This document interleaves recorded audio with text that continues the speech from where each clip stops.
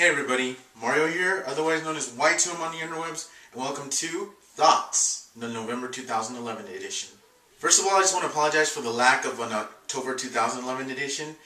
I really had a lot going on in that month, and I really wanted to cover it, especially since Halloween is my favorite holiday, and I really wanted to talk about that. But by the time I actually had any free time to do a Thoughts vlog, it was already November. So let me give you the short version of it. I like Halloween. I loved it since I was a little kid. I used to dress up all the time. It meant more to me than just candy. I've loved Halloween ever since I've loved the paranormal stuff, which was pretty much when I was 9. I love reading the paranormal. I love watching stuff about the paranormal. I have countless books about the paranormal. A holiday that where basically we talk about and dress up as and draw, do anything about UFOs and aliens and ghosts and monsters and whatever was very cool, and I enjoyed that holiday, and I always will. Now today, as I'm filming this, today is the day that Twilight movie comes out, the latest one in the saga. I'm not going to spend this vlog dignifying it with a response. I'm actually going to have an entire vlog to itself dealing with Twilight. My first soapbox vlog. Look forward to that. I'm going to try to post it up next month. For now, the only thing I want to talk about is what I think about the New 52 from DC Comics. Now, as you know, I've been reviewing select issues of DC's New 52 just about every week in my videos called The Review. That was never the plan. I was never supposed to make a series out of it. The only reason why I even did it is because I just wanted to talk about Flashpoint and the first comic of the New 52, which was Justice League #1. But the viewership and the response that I've gotten was significant enough for me to continue on and make a series out of it, as it turns out. So thanks to you guys, and thanks to your continued feedback, I'm basically hooked on DC, and by extension, I have an outlet to talk about the issues that I'm reading. So thank you guys for your support, and I hope to hear from you again. But as for what I think about the DC New 52, well, for the most part, DC Comics is swinging homers. Characters that needed a renovation, like Superman and Aquaman and Wonder Woman, they are getting great stories in the form of Action Comics and Wonder Woman and Aquaman. Aquaman is cool again. That's freaking amazing. And characters that didn't need renovations, that basically are more or less picking up where they left off, like Batman and Green Lantern, man, they are swinging homers themselves. Those are two of my favorite series on the New 52, and I'm loving each and every one of their stories. Obviously, not everything's going to be a home run. Hawk and Dove, anyone? Hawk and Dove. Damn you, Hawk and Dove. There's just some characters that come off as trying too hard. Like Deathstroke, try hard. And some characters that you really wish they hadn't been rebooted. Harley Quinn. Or rather that little skanky skank that's passing off as Harley. But for the most part, these comics are amazing and they're stellar, and they're proving that individual stories for characters still works. They're still great, and you don't need to do freaking crossovers every 6 months. Yes, Marvel, I'm talking about you. But going back to DC, they are doing awesome. I've spoken to some of my friends who are reading DC right now. I've spoken to a local comic shop owner that I go and talk to frequently. He's in agreement. I've seen the sales figures. Here's Marvel's share, and here's DC's share. DC is kicking ass right now, and they are doing all the right decisions. And I'm enjoying them. I'm enjoying the storylines, and I can't wait to read more. And that's my opinion on DC 52, New 52. Well, the other thing I want to talk about is I'm also getting back into video games. As you know, this is the fall, and we're heading into winter, and this is the time where all the AAA titles are released. Now, I've already picked up a few already, including the stellar Battlefield 3, but there's still a few others that I haven't picked up until recently. This week, I picked up 2. Assassin's Creed Revelations and Halo Combat Evolved Anniversary. Games get! I actually went to a midnight release to be one of the first to get the games. I haven't done this since I was a teenager. And even though it was pretty cold out there and the wait was a bit long, It was a pretty enjoyable experience, mainly because a nerdcore guy like myself got to hang out with his people for a change. It was great. I didn't even feel the 2 hours that went by until we finally got our games. I spent most of it basically talking to people in line next to me about what games we're getting, about what systems we're playing, about our history as gamers. I've been playing since I was 5, and I kind of felt a little embarrassed showing my age, but it was cool because all we did was just talk game. And even some people that were obviously younger than me knew what I was talking about, and that right there was awesome. Having to not spend time explaining what certain games were when they already knew, that's awesome. They must have had an older brother or parent helping them out, but yeah, I'll allow it.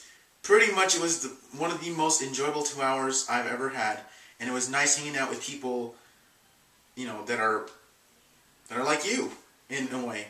Not that I'm saying I don't hang out with people that are different than me. I mean, variety is the spice of life. And wish they had given out a little bit more swag, though. Anyway, some of the real quick impressions of these games, well, Halo Combat Evolved Anniversary is fantastic and will pretty much set the standard as to how future HD remakes of old games will be.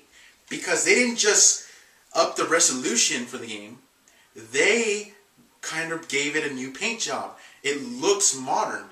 More textures, more setting, more surrounding. They even improved the audio quality. And in case you don't believe it, you can just press the select button, or the back button rather, at any point in the game to switch between classic Halo and the modern touch-up. And what a difference a decade makes. Hard to believe that it's been a decade since I got an Xbox and been playing Halo, but there you are. The multiplayer is fantastic in itself. All the maps are coming back from the original Halo and some from Halo 2. Obviously they didn't have enough time to code those, so it's in the Reach format.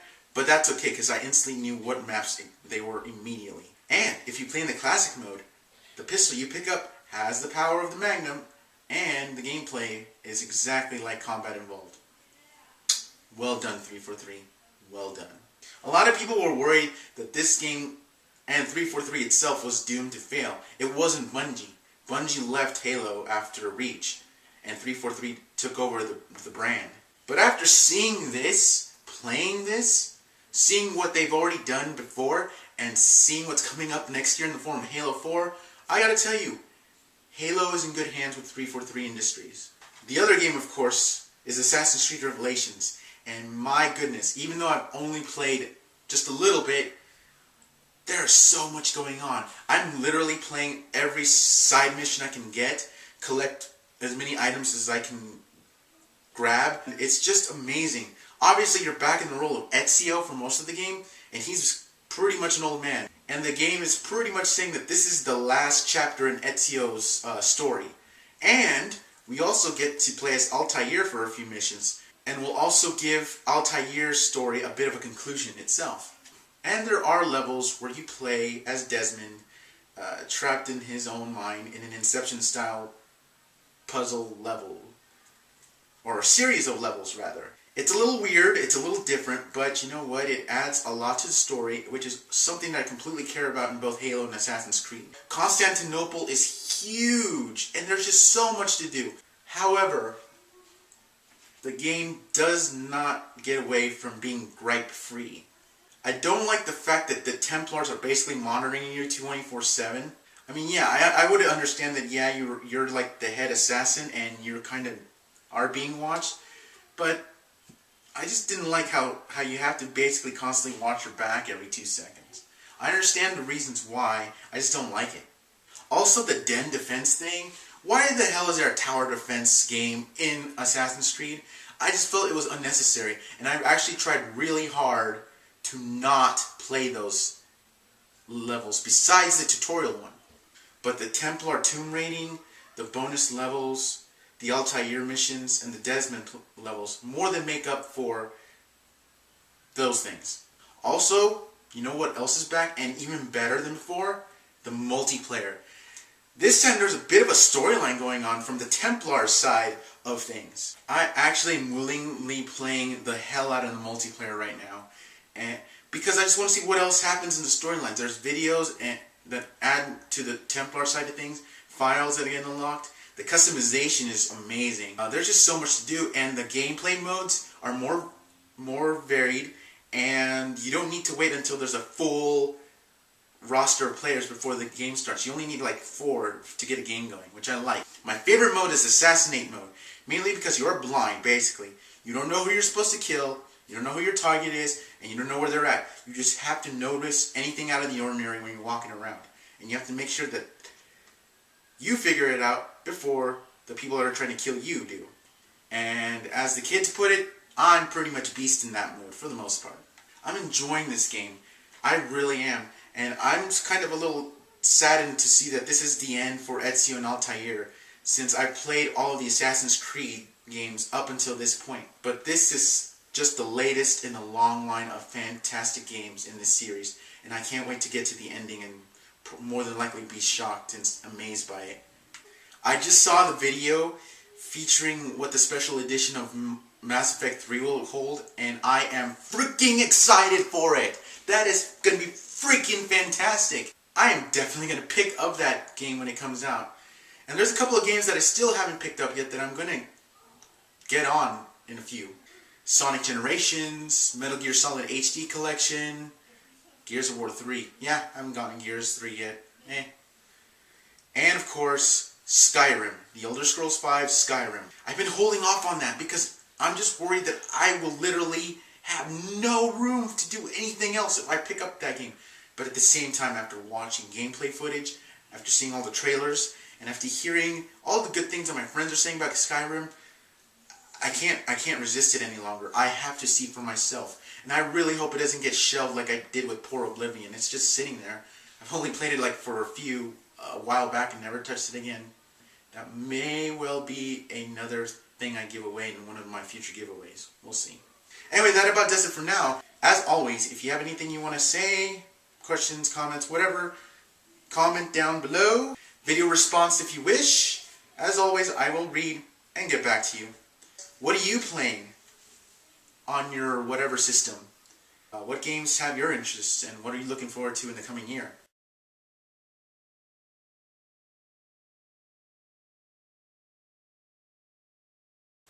Alright, guys, as always, live nerdcore.